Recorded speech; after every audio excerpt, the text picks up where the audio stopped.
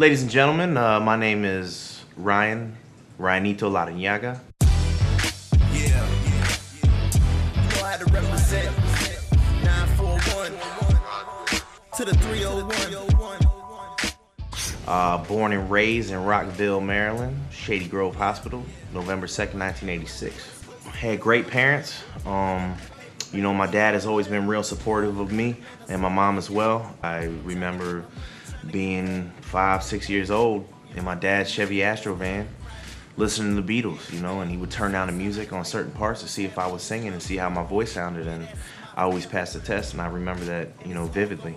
And I remember being the lead role in a play in 5th grade where, you know, I brought the house down, and I remember being, you know, as old as I was, 10 years old, people asking for my autograph after the play, and I'm nobody, you know, and that really excited me. That really brought me alive inside, you know, that fire that I feel like's inside of me that will never ever go away, because I thrive off of that. Didn't grow up with the finest conditions, you know, definitely struggled most of my life. Now I'm finally at a plateau. I feel that I could just keep going higher from here.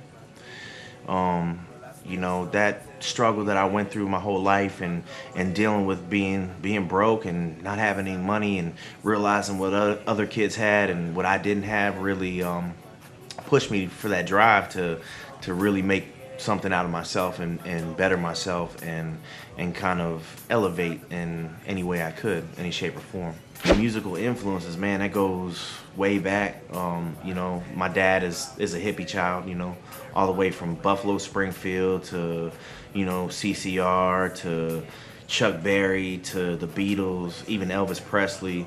You know, there's a lot of things that I was raised with that, you know, I kind of got into, and then just being in the culture that I was raised in, you know, and living in the inner city and kind of, you know, seeing what was cool and what everybody listened to. I grew up on Nas, you know, Bone Thugs and Harmony for sure, Biggie. You know, I remember that was one of the first CDs I ever bought was Biggie's first CD.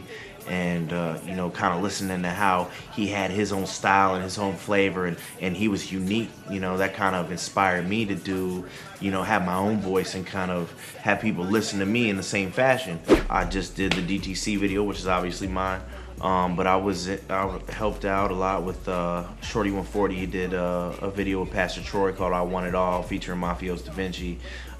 We all went up to Atlanta together. You know, I helped them in any way that they needed or that they asked. You know, and that was an awesome experience. You know, I learned a lot from not only just like being around a celebrity like Pastor Troy, but, you know, just how you can work as a team and make things happen despite all the bullshit. You know, we had a little hardship there and there, but like really it all came together. Other than that, you know, the only other music video that I've been in when it was another one of Shorty 140's, which is "What Are You Doing? What Is You Doing?" And you know, I just kind of bopped my head and was in the video and helped him, hand him the Hennessy bottle, and, you know, did little things. I just like to be the assist, you know what I mean? Info on Ryanito. I think the famous line is Google me. On the first 2 pages, you know, you type me in, there's 2 Ryanitos. There's Ryanito, and then there's Ryan Ito, some Japanese photographer. So obviously I'm not him, you know.